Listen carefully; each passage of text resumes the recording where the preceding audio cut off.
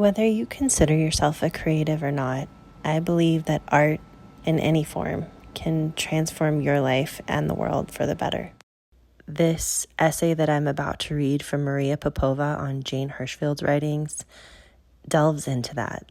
Now, fair warning, it is a little bit dense and I don't read it perfectly. There are definitely some mispronunciations. It's been a long time since my English degree. But just go into it knowing that whenever they use the word concentration, they're referring to a flow state, the two of them. And whenever they use the word poetry, they're referring to all forms of creativity and art. And if you go into it like that, I think you can really draw some wonderful points on this, especially on using flow state to create really wonderful things and using difficulty in life to make even better art. I believe that everyone is an artist. You just have to start. And whether that's visual art or poetry, writing, all forms of creativity, music, acting, list some in the comments because it's endless, right? It could be mowing lawns. Maybe you mow a lawn really beautifully and it puts you in a flow state. But I really love Maria Popova's writings. She is very generous with her work. All her essays are free on her ad-free website, themarginalian.org. It's donations only if you want to donate. So you can donate as little as $3 a month, but it's available to everyone. And I think that she puts so much of her time distilling some really wonderful writings of humanity for us to kind of digest and understand. She's an avid reader. So if you're wanting some more insight for your life with someone who's very well read, I highly encourage you to check out themarginalian.org. Without further ado, here is her essay, The Effortless Effort of Creativity, Jane Hirshfield on storytelling, the art of concentration, and difficulty as a consecrating force of creative attention, by Maria Popova. The poets, by which I mean all artists, are finally the only people who know the truth about us, James Baldwin wrote in Lamenting the Artist's Struggle, at a time when something awful is happening to a civilization, when it ceases to produce poets, and, what is even more crucial, when it ceases in any way whatever to believe in the report that only the poets can make. We no longer have Baldwin to awaken us to the gravest perils of our own era, one in which the poetic spirit isn't merely neglected, but is being forced to surrender at gunpoint. To produce poets, in this largest Baldwinian sense of creative seers of human truth, seems to be among the most urgent tasks of our time. The mastery of that task is what the poet Jane Hirshfield examines in her 1997 essay collection, 9 Gates Entering the Mind of Poetry. Defining poetry as the clarification and magnification of being, she writes, "Here, as elsewhere in life, attentiveness only deepens what it regards." In the superb opening essay titled Poetry and the Mind of Concentration, Hirshfield examines the nature of this clarified, magnified deepening of being, concentration as consecration, by probing its 6 main components: music, rhetoric, image, emotion, story, and voice. Although focused on the reading and writing of poetry, her insight ripples outward in widening circles, as Rilke might say, to encompass every kind of writing, all art, and even the art of living itself. Hirshfield writes, "Every good poem begins in language awake to its own connections, language that hears itself and what is around it, sees itself and what is around it, looks back at those who into its gaze, and knows, more perhaps, even than we do about who we are, what we are. It begins, that is, in the mind and body of concentration." By concentration, I mean a particular state of awareness, penetrating, unified, and focused, yet also permeable and open. The quality of consciousness, though not easily put into words, is instantly recognizable. Aldous Huxley described it as the moment the doors of perception open. James Joyce called it epiphany. The experience of concentration may be quietly physical, a simple, unexpected sense of deep accord between yourself and everything. It may come as the harvest of long looking and leave us, as it did Wadsworth, a mind thought too deep for tears. Within action, it is a felt as grace state. Time slows and extends, and a person's every movement and decision seem to partake of perfection. Concentration can also be placed into things. It radiates undimmed from Vermeer's paintings, from the small marble figure of a lyre painting from ancient Greece, from a Chinese 3-footed bowl, and into musical notes, words, ideas. In the wholeheartedness of concentration, world and self begin to cohere. With that state comes an enlarging of what may be known, what may be felt, and what may be done. Considering the unparalleled pleasures of practicing, familiar to all who endeavor in the absorbing errand of creative work, particularly to those who attain mastery, Hirschfeld points to deliberate practice as an essential aspect of concentration, one that transcends mechanical skill and reaches into the psychological, even the spiritual. Violinists practicing scales and dancers repeating the same movements over decades are not simply warming up or mechanically training their muscles. They are learning how to attend unswervingly, moment by moment, to themselves and their art, learning to come into steady presence, free from the distractions of interest or boredom. With an eye obsessive to daily routines and strange creative rituals of many writers, and the state of intense focus in the creative act known as flow, Hirschfeld explores the path to concentration. Immersion in art itself can be the place of entry. Yet, however it is brought into being, true concentration appears, paradoxically, at the moment's willed effort drops away. At such moments, there may be some strong emotion present, a feeling of joy or even grief. But as often, in deep concentration, the self disappears. We seem to fall utterly into the object of our attention, or else vanish into attentiveness itself. This may explain why the creative is so often described as impersonal and beyond self, as if inspiration were literally what its etymology implies, something breathed in. We refer, however, metaphorically, to the muse and speak of profound artistic discovery and revelation. And however much we may come to believe that the real is subjective and constructed, we still feel art is a path not just to beauty but to truth. If truth is a chosen narrative, then new stories, new aesthetics are also new truths. A century after Rilke extolled the soul-expanding power of difficulty and urged us to arrange our life according to that principle which counsels us that we must always hold to the difficult, Hirschfeld writes, difficulty itself may be a path toward concentration. Expended effort weaves us into a task, and successful engagement, however laborious, becomes also a labor of love. The work of writing begins replenishment, even to the writer dealing with painful subjects or working out formal problems. And there are times when suffering's only open path is through an immersion in what it is.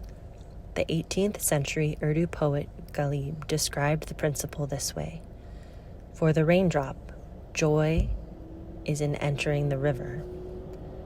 Unbearable pain becomes its own cure. Echoing Nietzsche's instance that a full life requires embracing rather than running from the difficulty, Alfred Kazin's beautiful case for the reality-enlarging quality of contradiction, Hirschfeld adds, difficulty then, whether of life or of craft, is not a hindrance to the artist.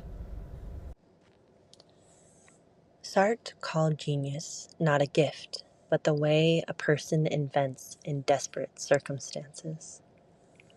Just as geological pressure transforms ocean sediment into limestone, the pressure of an artist's concentration goes into the making of any fully realized work.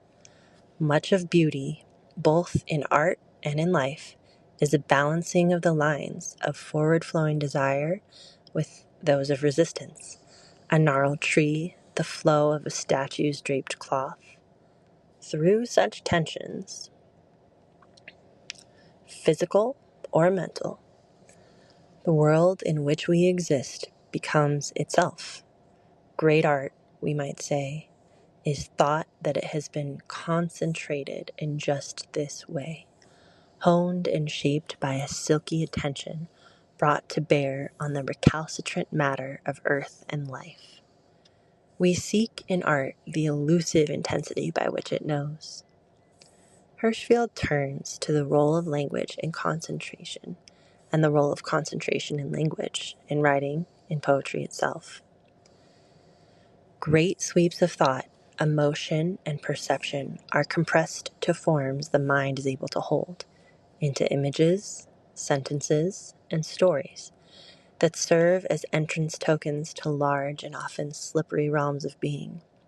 Words hold fast in the mind, seated with the surplus of beauty and meaning that is concentration's mark. More than a century after William James asserted that a purely disembodied human emotion is a nonentity, in his seminal theory of how our bodies affect our feelings, Hirschfeld examines the dimensions of time and space in language through the focusing lens of the body. Shaped language is strangely immortal, living in a meadowy freshness outside of time. But it also lives in the moment, in us. Emotion, intellect, and physiology are inseparably connected in the links of a poem's sound. It is difficult to feel intimacy while shouting, to rage in a low whisper, to skip and weep at the same time. Well before scientists came to study how repetition beguiles the brain, Hirschfeld considers the enchantment of rhythmic regularity. In a passage that calls to mind pioneering Harvard psychologist Jerome Bruner's notion of effective surprise as the pillar of creativity, she describes the effective surprise at the heart of every great work of art. A regular, returning in one dimension can bring unexpected turns in another. Hunting a rhyme, the mind falls on a wholly surprising idea. This balancing between expected and unforeseen, both in aesthetic and cognitive structures, is near the center of every work of art. Through the gate of concentration, defining yet open, both aspects enter. Hirschfeld examines the role of rhetoric as a gatekeeper of concentration. Before we can concentrate easily, we need to know where we stand. This is the work of rhetoric, traditionally defined as the art of choosing the words that will best convey the speaker's intent. Rhetoric's concern is the precise and beautiful movement of mind and language.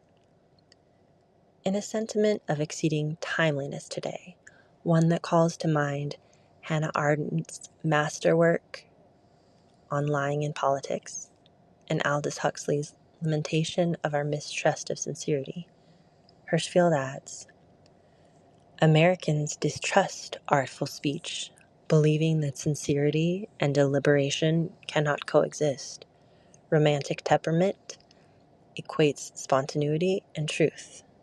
But the word art is neighbor to artifice, and in human culture, as in the animal and vegetable worlds, desirability entails not only the impulse of the moment, but also enchantment, exaggeration, rearrangement, and deception. We don't find the fragrance of night-scented flowering tobacco or the display of a peacock's tail insincere. By such ruses, this world conducts its erotic business. To acknowledge rhetoric's presence in the beauty of poems or in any other form of speech is only to agree to what already is. In another thought cast at poetry, but ablaze with truth about all art and about life itself, Hirschfeld observes, to be aware of a poem's effects requires only our alert responsiveness, our presence to each shift in the currents of language with an answering shift in our being at a level closer to a daydream. But daydream with an added intensity while writing. The mind moves between consciousness and the unconscious in the efforts of concentration. The result, if the poet's intensity of attention is sufficient, will be a poem that brims with its own knowledge, water trembling as if miraculously above the edge of the cup. Such a poem will be perfect in the root sense of the word, thoroughly done. Daydreaming is indeed an apt analogy for the making of poetry, as again, the making of all art radiates from a communion of the conscious and the unconscious, a more wakeful counterpart to that something nameless which Mark Strand elegized in his sublime Ode to Dreams. Hirschfeld captures this beautifully. Making a poem is neither a wholly conscious activity nor an act of unconscious transcription. It is a way for new thinking and feeling to come into existence. A way in which disparate modes of meaning and being may join. This is why the process of revising a poem is no arbitrary tinkering, but a continued honing of the self at the deepest level. This dreamlike aspect comes most fully alive in one of poetry's great powers, phainopia, the making of images. Hirschfeld writes of the poetic image, the deepest of images' meanings in its recognition of our continuity with the rest of existence. Within a good image, outer and subjective worlds illuminate one another, break bread together, converse. In this way, image increases both vision and what is seen, keeping one foot braced in the physical and the other in the realm of inner experience. Image enlivens both. But in bridging inner reality with outer world, Hirschfeld argues this halfway house of transcendence brings home something even larger, even more monumental. Poetry moves consciousness toward empathy. Intelligence and receptivity are connected. Human meaning is made by seeing what is. The outer world can be transformed by a subjectively infused vision. Inner event, placed into the language of the physical, takes on an equally mysterious addition. A powerful poetic image, Hirschfeld suggests, both arrests truth out of reality and confers truth upon it. In a good image, something previously unformulated, in the most literal sense, comes into the realm of the expressed. Without precisely this image, we feel the world's store of truth would be diminished. And conversely, when a writer brings into language a new image that is fully right, what is knowable of existence expands. Thinking within fields of image, the mind crosses also into the knowledge the unconscious holds, into the shape-shifting wisdom of dream. Poetic concentration allows us to bring the dream mind's compression, displacement, wit, depth, and surprise into our waking minds. It is within dream life we first learn to read rain as grief, or the May that a turtle's walking may speak of containment and an awkward, impeccable fortitude. But the aspect of concentration, perhaps most widely relevant beyond poetry, is that of narrative, our supreme hedge against the entropy of existence, Hirschfeld writes. Storytelling, like rhetoric, pulls us in through the cognitive mind as much as through the emotions. It answers both our curiosity and our longing for shapely forms, our profound desire to know what happens, and our persistent hope that what happens will somehow make sense. Narrative instructs us in both these hungers and their satisfaction, teaching us to perceive and to relish the arc of moments and the arc of lives. If shapeliness is an illusion, it is one we require. It shields against arbitrariness and against chaos's companion, despair. And story, like all the forms of concentration, connects. It brings us to a deepened coherence with the world of others and also within the many levels of self. Story remains a basic human path toward the discovery and ordering of meaning and beauty. Story, at its best, becomes a canvas to which the reader, as well as the writer, must bring the full range of memory, intellect, and imaginative response. The best stories are almost myth-like in their ability to support alternative readings, different conclusions. Narrative carries the knowledge of our alteration through the shifting currents of circumstance and time. Narrative's essential counterpart is voice, the waveform of the soul in writing. Hirschfeld writes, "A person's heard voice is replete with information. So it is with the voice of a poem. Voice is the body, language of a poem, the part that cannot help but reveal what it is. Everything that has gone into making us who we are is held there. Yet we also speak of writers finding their voice. This phrase is both meaningful and odd, a perennial puzzle. How can we find what we already use? The answer lies, paradoxically, in the quality of listening that accompanies self-aware speech. Singers, to stay in tune, must hear not only the orchestral music they sing with, but also themselves. Similarly, writers who have found a voice are those whose ears turn at once inward and outward, both toward their own nature, thought patterns, and rhythms, and toward those of the culture at large."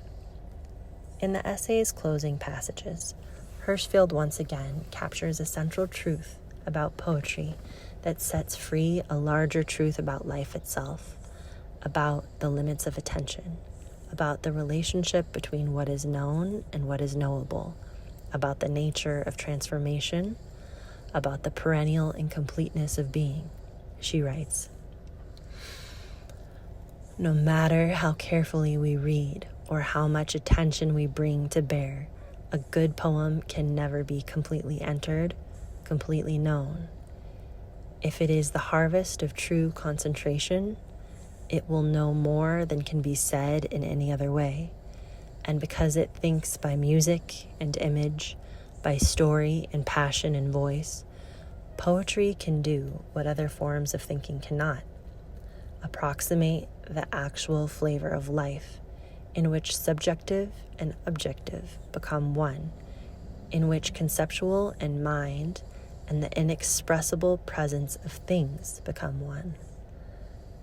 Letting this wideness of being into ourselves, as readers or as writers, while staying close to the words themselves, we begin to find in poems a way of entering both languages and being on their own terms. Poetry leads us into the self, but also away from it. Transparency is both capacious and focused, free to turn inward and outward, free to remain still and wondering. Amid the mysteries of mind and world, we arrive." for a moment, at a kind of fullness that overspills into everything. One breath taken completely, one poem fully written, fully read. In such a moment, anything can happen.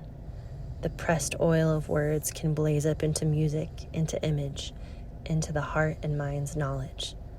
The lit and shadowed place within us can be warmed. 9 Gates, Entering the Mind of Poetry, is a small but immensely large-hearted book, replete with radiant wisdom on the creative act of composing a life, in poetry or in pulse. Complement it with Hirschfield's beautiful ode to the leap day, then revisit Mary Oliver on what attention really means, Elizabeth Alexander on what poetry does for the human spirit, and great writers' collected wisdom on the craft. And that was Maria Popova's essay on her website, themarginalian.org. And I do encourage you to check it out, because on there she does have a lot of links to other things that don't show up, obviously, when you're listening to it. And it is so thick with insight that I could read it again and again, listen to it again and again, and go into so many things. But what I really want to springboard on, that I'm going to talk about in my next post, is how to use art and flow state and non-attachment and several other things to learn to be okay when the world around you is not. So make sure you subscribe if you're interested in hearing my thoughts on that. And otherwise, sending you love wherever you may be.